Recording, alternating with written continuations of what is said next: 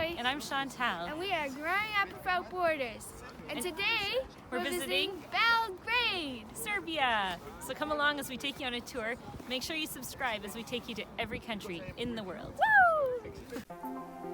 We are growing up without borders, a family of 5 traveling to every country in the world. It all began with a 5-week trip to Europe back in 2013, which then led to us traveling to now 6 continents and 100 plus countries and counting.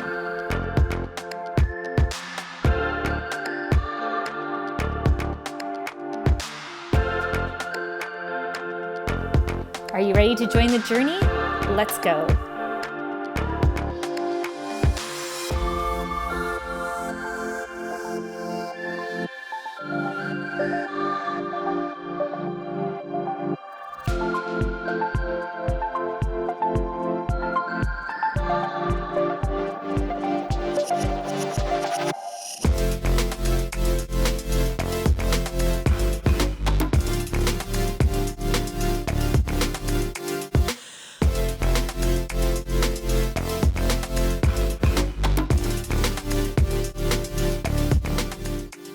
So we just arrived in Belgrade after about 8 hours because of stops and stuff. And we are here. So we're not in the city center, but we're staying in a really nice apartment for the next 4 nights. It's called Lola's apartment. Which one? Lola. Lola. Okay, let's go on a quick tour and show you what this apartment looks like. So nice and cozy, snug.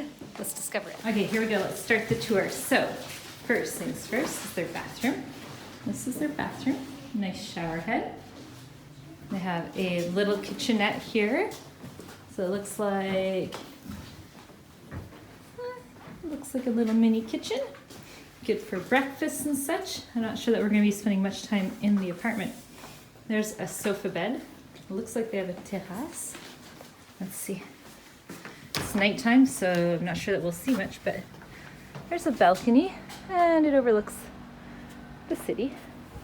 I'll show you that in the morning time because you can't really see too much at night. And then there's a bedroom here, a little bed, and then there's a double bed here. Looks almost like chalet style because you're up like this with the roof. So after checking the kitchen, I guess there's a little coffee pot up there, but most places like that we stay on, I think we're getting spoiled with home exchange, is that most places have like coffee or tea or just like the bare minimums. Lately where we've been staying like doesn't have any of that. So when you're a coffee lover, it's so nice to have coffee, but they just don't have it. You have to go all the way upstairs to get it. Really nice though, because literally we're at the 5th floor and you go up 1 level and they have that like funky little bar. So it looks like they have a really good menu. Let's check that out actually. Here we go. Here's their menus. So it looks like they've got some really good options here. Main courses. They've got pizzas. This is really cool. I'm not sure what time it's open till, but really handy to have it right upstairs. Risotto. And here's the conversion, you guys. So 100 is about 1. So a mushroom risotto is about $5.20 US. So not bad pricing wise. Here we go. We just ordered some yummy food. Look at this. So this is ours. It's got some yummy crackers, but this is their chicken Caesar salad, yummy pizza. It's really good. And of course, a cup of ice. It's our first day here in Belgrade. We're just driving towards the downtown area. And so far, honestly, you guys, I'm seeing graffiti on all the road signs. And like I'm used to seeing it on walls and stuff like that, but when you see it on the road signs, it just screams rebellion everywhere. It's actually a really long bridge, so we feel like we're crossing the river, but it's coming up just ahead. There it is. It's one of the biggest rivers in Europe. Look at that, eh? It's really wide. While the girls decided to stay back and get some schoolwork done, Tyler and I went to the downtown. He got a haircut and we scouted out the area. So we just parked here in the downtown and I was asking some of the locals how it works to park. And you actually need a Serbian number, and then the way it works is there's those SMS messages up there. You SMS your license plate and it deducts it from your account. So if you're here for a while, it's definitely important to get a Serbian SIM card. So we don't actually have a SIM card yet from Serbia, so that nice couple, they literally SMS the license plate on my behalf. So it was really nice. They just paid for our parking for an hour. One of the highlights for us being in Belgrade was meeting up with some of our friends. We're gonna go meet with someone that we have never met yet in person, so pretty cool.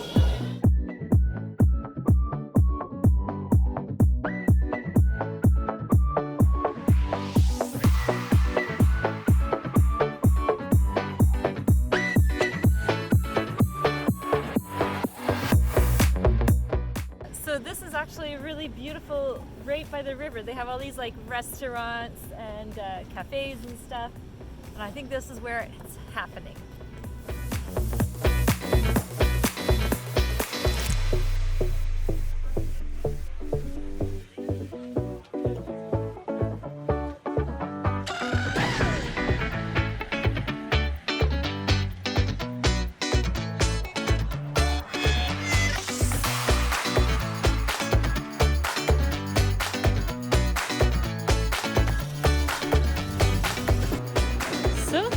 Like this is their main shopping center right here downtown, and this is the main street that has all the stores. Let's go for a little walk and show everyone around. Even Lego, yeah, they have all the different name brands. Yeah, it's a little colder, as you can see. We're all bundled up, trying to stay warm.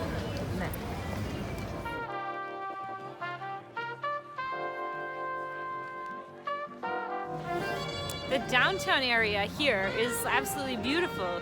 When you're driving in to Belgrade, you might be a little shocked, as we are, because like the buildings aren't really nice and they're really run down. And then today we had, you know, gray skies, so when the buildings are kind of gray and the, you know, all that. So we're gonna show it to you with blue skies, hopefully, because on Friday they're calling for some really nice weather. But this downtown strip here, guys, it's beautiful. It's absolutely gorgeous. The streets are super clean and it's just really nice.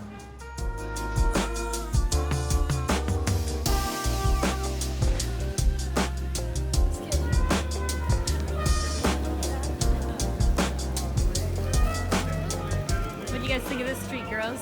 I love it. Nice, huh? Especially when there's like music and street artists. Creates this whole beautiful atmosphere down in the main town.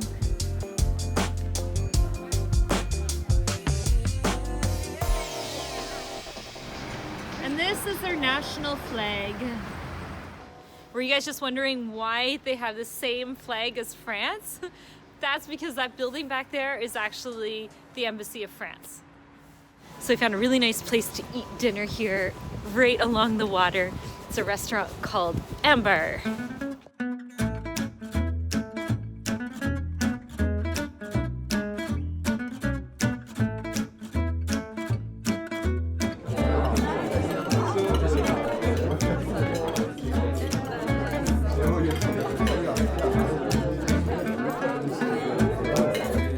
Guys, this is like, if you've ever been to, in the United States, what's the restaurant called where they bring you all the meat?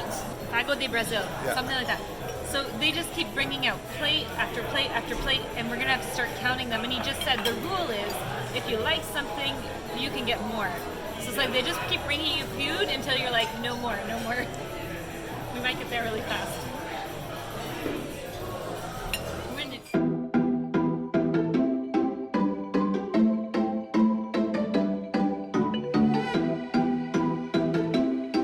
Here at Ambar, they actually have Michelin star desserts, and they were so good. So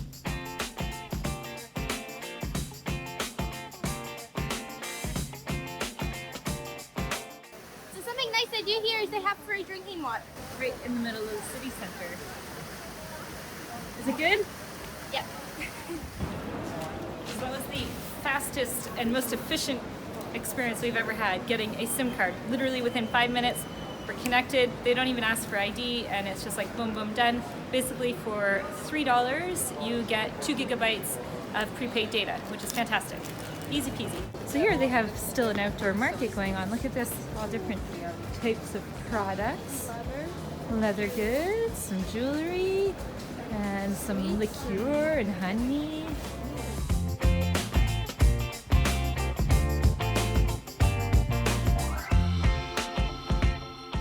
All you hear is beeping like New York City. The drivers here are a little bit aggressive. Wanted to quickly show you, this here is basically a parking ticket, And what's really cool is because at first we didn't have a SIM card to pay. So what they do is they give you a ticket and you have a good full day. So it gives you a full day of parking. I don't know if you have to put it in your windshield, but we are. And the parking guy said basically you go and you just pay it at the post, and then it tells them that you've already paid. So it's not like you're getting a fine, although it's like a fine, but then it's basically like prepaying your parking for 2 whole days, or 24 hours, sorry. So the next step is the Tesla Museum. So for those of you who don't know, Nikola Tesla is from this area, so we're gonna go check out his museum and then go for some yummy food. So it was $25 for a family of 5, basically. Children are the same price as adults, and they do a guided tour.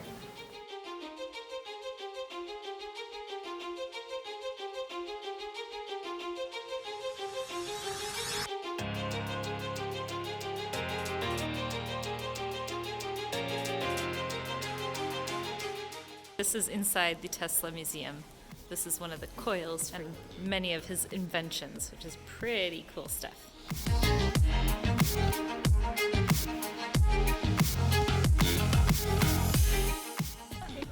That was a really cool visit, so definitely well worth it. They give you a really cool tour inside, and you could like experiment some of the experiments that they do with the electricity, so we learned a lot.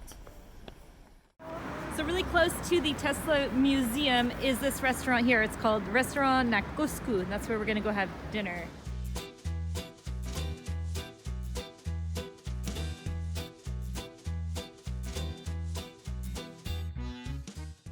So far in Belgrade, every place that we ate at has been delicious. Here's what we had tonight. Chloe got a vegetarian curry, Tyler got a beef stir fry, I got a sweet potato gnocchi, Julia got pasta with mushroom sauce, and Angelique had a delicious lasagna. Here at Restaurant na Cosku, it felt like we were in some luxurious train. The whole atmosphere inside was just really unique. We finished with some delicious dessert, of course. We have a beautiful sunshiny day, a little bit on the frisk side because they have a little bit of a cold wind, but nonetheless, we're going to be able to show you a beautiful view of Belgrade. First stop is the fortress. This is a definitely must-see attraction here when you come to the city center. One thing they have literally walking distance from here, so right in the city center, is a zoo. So I don't know anything about it other than it's a zoo. Might be something that you might want to come and see and do while you're here.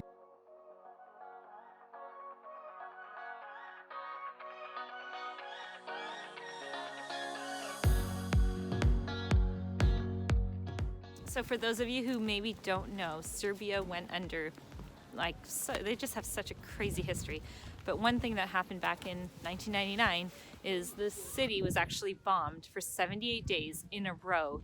So there's obviously still, maybe remnants of the war times like that.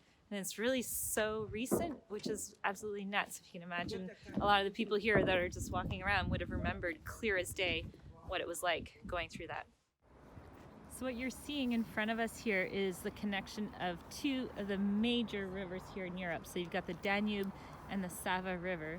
The Danube River is one of the longest rivers in the world. It originates out of Germany, and then eventually after 2,850 kilometers ends up into the Black Sea. So Belgrade's transformed so many different times. At one point the Romans were here, then the Ottoman Empire was here, and this fountain here is remnants of it being the Ottoman Empire. Here are some crazy fun facts about this fortress. It was destroyed 40 times, so many times, and it had 115 battles, so it's a lot to count. And now you wouldn't recognize it, would you? Nope. There's cafes and it's all beautiful. Pretty, except there's still some farm. Landmines?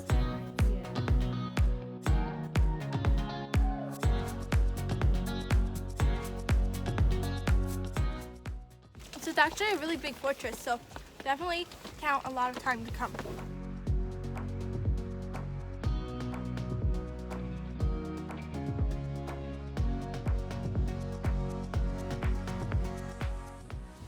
So for those of you who like all the basically army tanks and everything like that, you're gonna love it because they have such a huge display of all different types of army weapons and everything like that. This is just to show you guys the size of the fortress so you can see how big it is. There is parking right beside it as well. So right beside the fortress is this beautiful park area. It's really quite nice.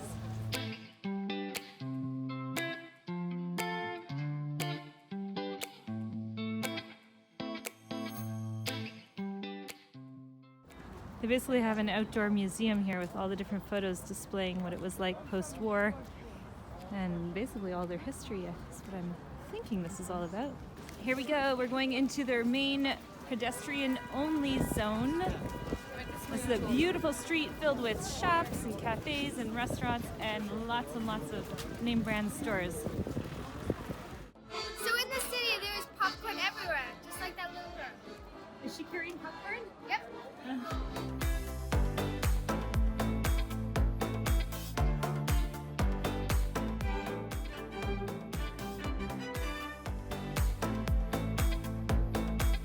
Now, just about coffee time, so I think we will stop and find a nice spot for coffee. So it's interesting when you come here to Serbia in general, you don't see too many different expats. I'm sure there's a small group of them here, but not like other cultures where you have like all the nations of the world, right? In other countries in Europe, you see literally people from every country. In here, you can tell that people are more so either from Croatia or maybe the Balkans in general. Like, you don't really see many other groups of people here. So the name of this street here is Skadask. That's the name of the street. And it looks like it's going to be, if you come here in the summer, really nice and happening. And I heard that the nightlife here is similar to like a Berlin. So lots of clubs and restaurants and dancing and stuff like that. So if you're into that, you'd probably really enjoy your time here in Belgrade. And this whole area is kind of like bohemian style. Okay, you guys, this is the largest Orthodox church in the world, if I'm not mistaken. Definitely in Europe. And we're going to show you, hopefully, what it looks like inside.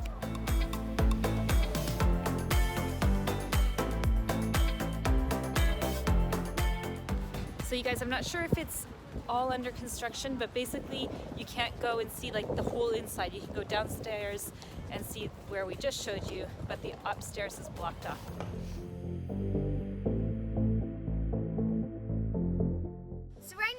To go into the Museum of Yugoslavia, so let's go. And actually what's interesting is this is where Tito was buried. Let's go.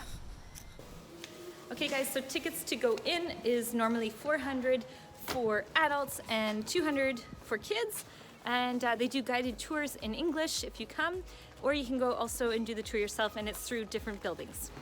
So this room is everything that Tito got as gifts from all these different countries. Really? Yeah, so let's say that silver one right there is from England, and that one back there is from Namibia. So something interesting is if you look on this old globe, it's all different here. Like there wasn't Croatia and all these places, you know? It was all one. It was all Yugoslavia. Let's see. So this would have been all of Yugoslavia at one point. So you've got Slovenia, Croatia, which goes down here.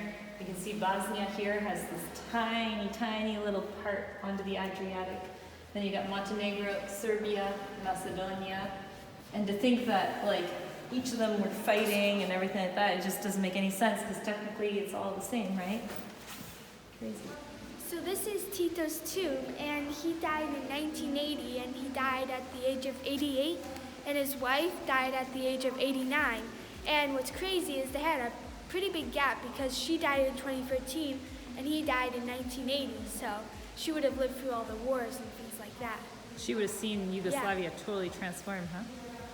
All the countries that are dark green came to come and see Tito's body, and the ones that are gray didn't come, so there was a lot of people that came from all the dark green countries.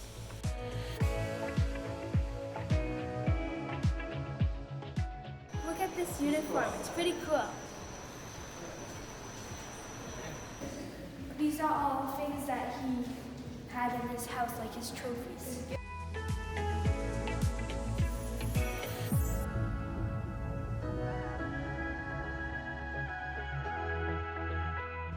So for our last night, we decided to come back down to the river walk, and we're going to a little cafe called Comunale.